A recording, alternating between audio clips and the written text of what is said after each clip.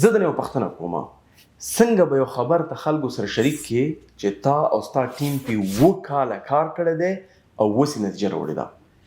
فکر په وکړه، همدا فکر دی یو څو ساعتونه ما کو، نتیجې ته ونه رسېدم ځکه زه دومره خوشحاله یم چې دا خبر تاسو سره څنګه شریک کړم. خو لږ بیرته واضح کړم، سلو به خبرې وکړم چې انشاءالله تاسو پوه شئ په دې مفکوره واورئ که زه مړ ژوندی وم د باندې باید نور افغانان کار وکړي او دا کار انشاءالله حتما سر ته ورسیږي.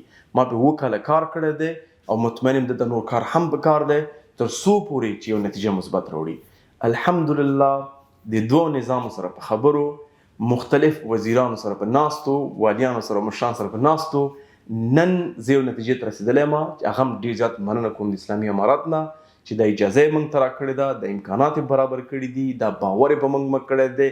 خصوصا پخوانی وزیر د مخابرات، الله دې هغه ته هم اجر ورکړي چې دا امکانات برابر کړي. هغه دې چې موږ یو نظریه درلودله چې ولې نه د UK سټایل کوم چې NHS دی هغه افغانستان ته راوړو، کوم چې په جرمني او ناروی کې هم یو صحیح سیستم شته دی، خو د افغانستان ته جدا موډل جوړ کړو. افغانستان کې صحیح بخش کې واقعا یو څه کار په کار دی، بلکې په نور بخشونو کې هم چنان. لیکن عمومي زما دا فکر و چې ولې نه موږ یو ملي صندوق جوړ کړو تر څو پورې ټول افغانان، جامع بین المللي، دولت، عوام، خیریه بنسټونه په همدې صندوق کې همکاري وکړي او دا صندوق د مختلف خیریه کارونو ته استفاده شي. دا صندوق څنګه و؟ چون په افغانستان کې بانکي سیستم دومره قوي نه دی، ولې نه چې USSD، IVR او SMS ټیکنالوژي باندې چې موږ یو شارټ کوډ وخلو چې هغه شارټ کوډ الحمدلله موږ اغستی دی او د شارټ کوډ اوس نمبر دی 650 او اترا باید زه ذکر کړم چې اترا نه هم یو جهانمند نه چې په دې بخش کې موږ سره همکاري کړې ده. دې شارټ کوډ ته هر یو افغان کولی شي چې مقدار پیسې هره میاشت ورکړي. فلحال هره میاشت سیستم پکې فعال نه دی، یو ځل تاسو کولی شئ ورکړئ. دغه صندوق به ملي صندوق وي، مختلف وزارتونه په دې کې دخیل وي، مختلف د جامع خلک به په دې کې دخیل وي، علما، همچنان ساینسپوهان، د مختلف وزارتونو مشران، د کلیو د ولایتونو مشران چې دې صندوق کې باید دخیل وي، کومکونه وکړي. دا صندوق موږ چې شته کارولی شو. اول چې کله خدای ناخواسته طبیعي حادثې کېږي لکه هرات او کونړ، موږ دفتن کولی ټول دې صندوق ته کومک ورکړو په SMS باندې، په زنګ باندې، او زموږ د موبایل ټاپ اپ نه پیسې کټ شي، دلته لاړ شي او موږ دا کوکونه ته ولیږو. لیکن زما عمومي کوم پلان چې و دفتن هم دا کار شوی دی، ته هم دا اوس کولی 650 زنګ ووهې. فلحال افغان BCM کې فعال دی او ډېر ژر به زه نورې شبکې هم پکې فعالو. بیا یو غواړم افغان BCM نه زړه کوم مننه وکړم چې موږ ته دومره یو ښه ښایسته خیریه ډیل راکړی دی چې باور دې نه کېږي. نورو شبکو چې نوم به یې نه اخلم 80% کوم پیسې دې صندوق راتلې غوښتل چې هغوی واخلي، لیکن افغان BCM په هر یو ټرانزیکشن باندې فقط موږ نه 2 افغانۍ اخلي. دا واقعا د افتخار ځای دی چې زموږ خپله شبکه ده او داسې دومره خیر کار یې موږ ته وکړو. روشن سره، MTN سره او همچنان اوس MTN اټوما شوې ده، دوی سره هم خبرې روان دي او مطمئن یم چې هغوی موږ ته هم یو ښه ډیل راکوي ځکه دا یو ملي پروژه ده. راځم خپل موضوع ته بیرته. په دې صندوق کې چې کله پیسې راځي، زما نیت دا و چې موږ وکولی شو چې کوم په افغانستان کې فقرا دي او وروسته ټول افغانان پکې دخیل کړو، چې هر یو افغان ته موږ 1 لک افغانۍ د کال ته بودیجه ورکړو، هر یو فامیل ته چې تاسو 1 لک افغانۍ بودیجه لرئ، ستاسو صحت به پکې مکمل په دې 1 لک افغانۍ کور کېږي. که موږ سره بجټ ډېر وي، موږ 2 لکه کولی شو، 15 لکه کولی شو، 6 لکه کولی شو.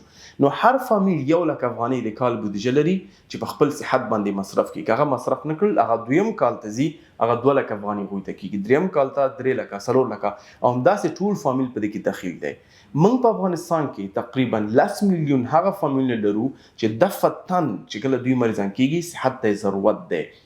میندې به په ولادت کې ژوند لاسه نه ورکوي، ماشومان به په وړکتوب کې نه مړه کېږي، ماشومان به زموږ سوی تغذیه کېږي نه، ماشومان به زموږ معیوب کېږي نه د مختلف د امراضو وجې نه. نو دغه یو غټ ملي پروژه وه او دا ممکن دی ځکه افغانستان کې موږ تقریبا 1 میلیون دولت کارمندان لرو او 1 میلیون کسان زموږ خصوصي سکتور کې کار کوي او تقریبا بیا 3 میلیون په لاندې چې کوم عام خلک دی هغوی کار کوي، یعنې 15 میلیون موږ کاري هلته فورس لرو او تقریبا چې د افغانستان 4 میلیون کسان ته په 2 باندې تقسیم کړي ځکه یو فامیل تقریبا 2 غړي لري، نو موږ 100 میلیون فامیل لرو. په هغه کې بیا څونه فقرا دي او دا ډېر په اسانه په وزارتونو سره په هماهنګي، نظام سره په هماهنګي موږ معلومولی شو او موږ دغه صندوق نه دوی ته هره میاشت پیسې ورکولی شو.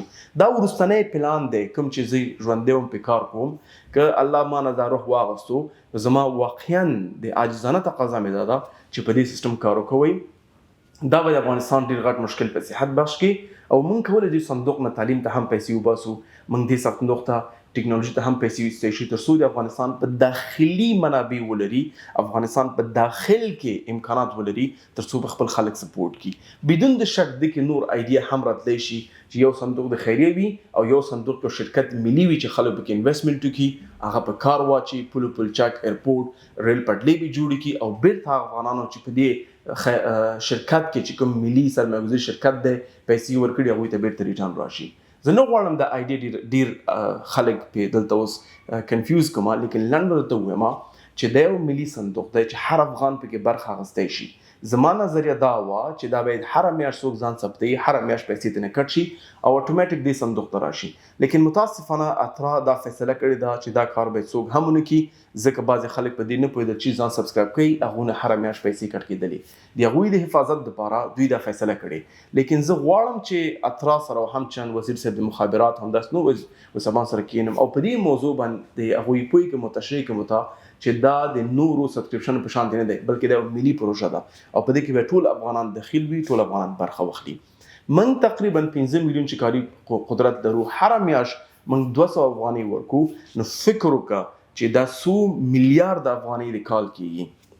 همداسې فکر وکړئ که موږ د پاسپورټونو یو څه مقدار پیسې د صندوق ته ورکو، که همداسې تذکیرونه ورکو، د طیارې ټکټونه ورکو، چې کوم ټولونه موږ په سرکونو کې لګولي دي هغوی نه مقدار پیسې صندوق ته ورکو، نو افغانستان به په خپله داخلي امکانات لري چې کوم زموږ فقیران او مسکینان دي دوی سپورټ شي په داخل کې. محتاج به نه یو UN ایجنسیانو ته، USAID ته او همداسې نور شیانو ته. ځکه زه فکر کوم چې موږ باید خپل ځان سره په خپله کومک وکړو چې خپل ملت آباد کړو، خپل ملک جوړ کړو او په خپل دفاع دپاره ځان آماده کړو چې متاسفانه آینده د بل چا شکار جوړ نه شو. نو دا یو پروژه وه چې ما پې الحمدلله او زما ټیم پې 7 کاله کار کړی دی او ډېر زیات د تکلیفونو نه، د تهمتونو نه، د تحقیقاتونو نه تېر شوی یم. زه د ټولو خپل ټیم غړو نه دې ویډیو کې زه مننه کوم.